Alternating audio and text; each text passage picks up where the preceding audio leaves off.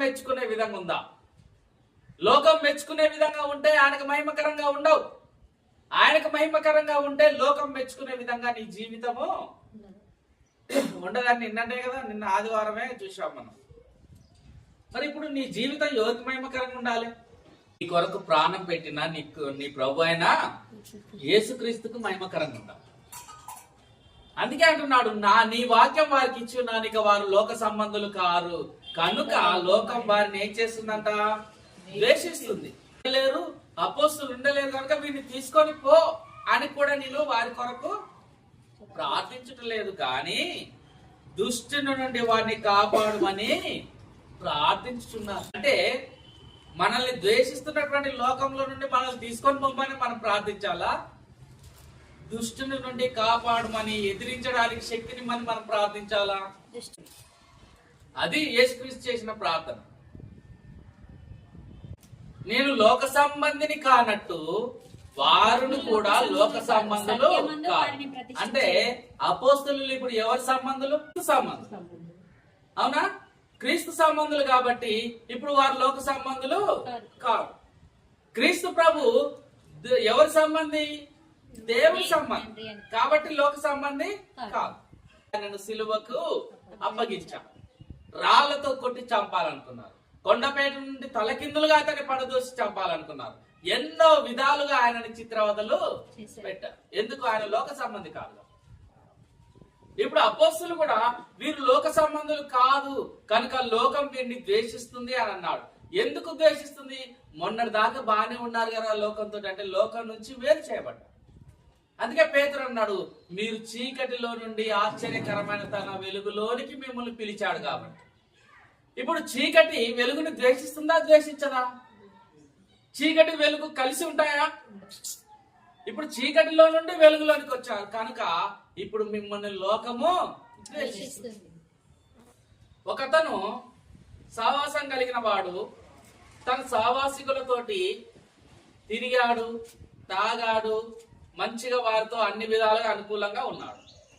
ఆ చీకటి బ్రతుకొద్దనుకొని దేవుని యొక్క వెలుగులోనికి సంఘంలోనికి చేర్చబడ్డాడు. ఇప్పుడు మొన్నటి దాకా అతను ప్రేమించిన అతని స్నేహితులకు ఇప్పుడు ఇతను ఎలా కనబడతాడు? శత్రు. ఎందుకు?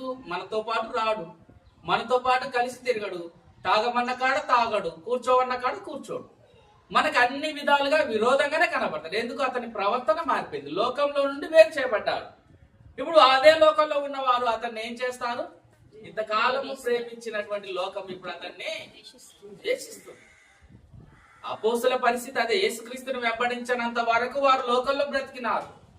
యేసుక్రీస్తును వెంబడించిన తర్వాత ఆయన వాక్యం ఎప్పుడైతే వారికి అందించాడో అప్పుడు లోకంలో నుంచి వేరు చేయబడ్డారు, వారు ద్వేషించబడ్డారు.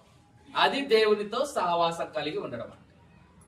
అంతేగాని దేవునితో సహవాసం చేస్తే కష్టాలు పోయాయి, కన్నీళ్లు పోయాయి, మంచి పేరు సంపాదించుకుండు, మంచి డబ్బు సంపాదించుకుండు, 4 ఇల్లులు కట్టిండు, 4 అంతస్తులు కట్టిండు, ఆయనకేం తక్కువ, దేవుడు బాగా ఆశీర్వదించిండు, లోక సంబంధమైనవి ఇవి. ఇలాంటి బోధ చేస్తే అది పరలోక సంబంధమైన బోధ కాదు. జ్ఞాపకం చేసుకో, అది పరలోక సంబంధమైన బోధ కాదు. అసలు సంఘాన్ని స్థాపించిన అతనే అంటున్నాడు, వీరు లోక సంబంధులు కాదు కనుక లోకం వీరిని ద్వేషించును. జనులందరూ మిమ్మల్ని పొగిడినప్పుడు ఏమైతుందంట?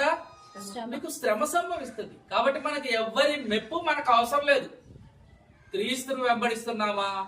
నిందలను అవమానాలను పడడానికి సిద్ధంగా ఉండు. అలా లేనప్పుడు నువ్వు క్రీస్తును వెంబడించే అర్హత నీకు. 20వ వచనం చూడండి, అదే సువార్త. మరియు నీవు నన్ను పంపితివని లోకము నమ్మునట్లు, మరియు నీవు నన్ను పంపితివని లోకము నమ్మునట్లు తండ్రి నాయందు నీవును నీ యందు నేనును ఉండలాగున వారును మన యందు ఏకమై ఉండవాలని వారి కొరకు మాత్రము నేను ప్రార్థించటలేదు. నా యందు నీవున్నావు తండ్రి, నీ యందు నేనున్నాను నాయన, మన యందు వీరు కూడా ఏకమై ఉండాలని ఈ అపోస్తుల కొరకు మాత్రమే నేను ప్రార్థించట్లేదయ్యా. ఎవరైతే ఈ అపోస్తుల యొక్క బోధ వింటారో వారి వాక్యం వలన నాయందు విశ్వాసం ఉంచి వారందరూ కూడా ఏకమై ఉండవాలని వారి కొరకు ప్రార్థిస్తున్నారనంటే, ఇదిగో నా చేతుల్లో ఉంది అపోస్తుల యొక్క బోధ. ఈ అపోస్తుల యొక్క బోధన బట్టి నేను క్రీస్తునందు ఏకమై ఉన్నాను, అపోస్తులతో సహవాసం కలిగి ఉన్నాను, తండ్రితో ఏకమై ఉన్నాను, పరిశుద్ధాత్మతో ఏకమై ఉన్నాను. ఇప్పుడు నాకు కలిగేది ఏమిటి? శ్రమ. పేరు చేయబడ్డా నేను వాక్యమును పొందుకున్నాను కనుక, అపోస్తుల ద్వారా నేను వాక్యమును పొందుకున్నాను కనుక ఇక లోకము నన్ను ద్వేషిస్తుంది. ఆడికి పోతే ఇయే లోక సంబంధమైన నిందలు అంటాడు, అవమానాలు అంటాడు, నువ్వు భరించంటాడు, నీ కన్నీళ్ళు అంటాడు, అయ్యి అంటాడు. కానీ దేవుని నమ్ముకున్న వారందరినీ లోకము ద్వేషిస్తుందన్న సంగతి చెబుతాడా? దేవుని నమ్మినటువంటి పౌలు గారి జీవితం ఎలా ఉందో ఒకసారి మనం చూద్దాం పట్టండి ప్రియమైన దేవుని వాళ్ళ. తిమోతికి రాస్తూ అపోస్తులైన పౌలు తన గురించి తానేం చెబుతున్నాడో ఒకసారి మనం పరిశీలించినట్లయితే, యేసుక్రీస్తు వాక్యమును అందుకోలేనప్పుడు, పౌలు గారు యేసుక్రీస్తులోనికి రానప్పుడు, వాక్యము తెలవనప్పుడు పౌలు గారి జీవితం ఎలా ఉందో తెలుసా? పూర్వము దూషకుడను, హింసకుడను, హానికరుడనైన నన్ను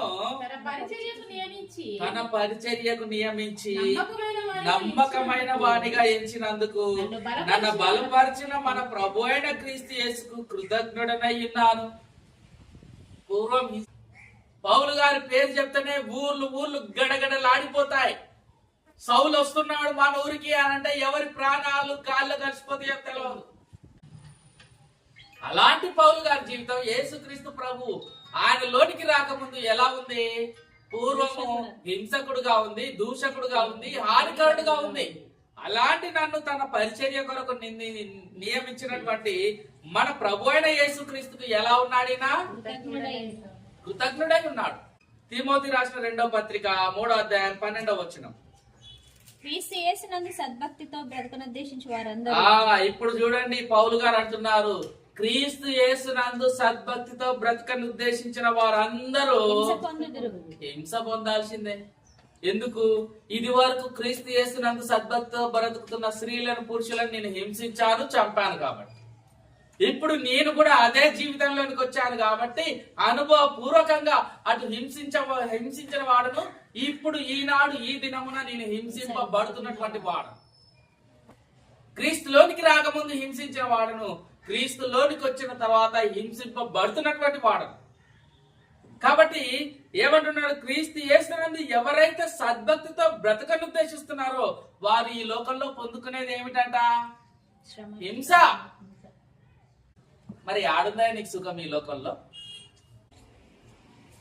లోక సంబంధమైన వాటిని చూపిస్తూ అనేకులను దేవుడి వాక్యం వినడానికి వచ్చి పరలోకాన్ని చూపి, నువ్వు పొందుతున్న హింసలు బట్టి, నువ్వు పొందుతున్న నిందలు బట్టి, నువ్వు పొందుతున్న ఆకలి దప్పులు బట్టి, కరువును బట్టి నువ్వు పరలోకానికి చూపి, రేపు నీకు ఇవ్వబోయే మహిమ లోకానికి నువ్వు పాత్రుడు అని ఎంకరేజ్ చేయి.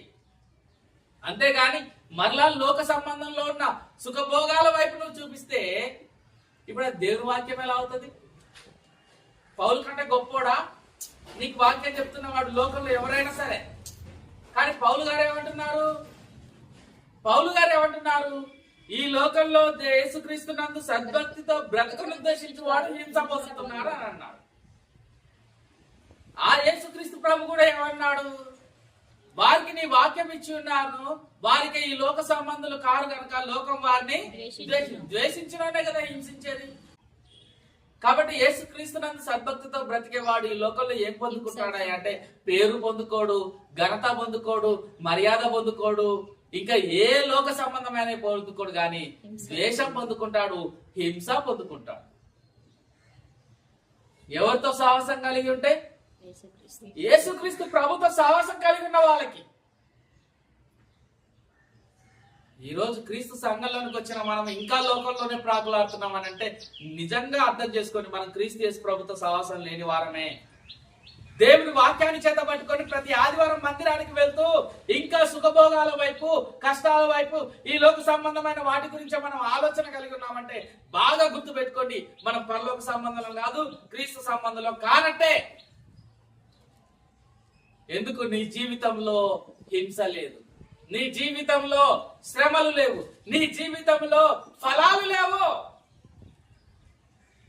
అంతకు ముందు వణికిచ్చినటువంటి పౌలు గారు ఇప్పుడేమంటున్నాడు అనంటే ఒకసారి చూడండి ఆయన జీవితం ఎలా ఉందో.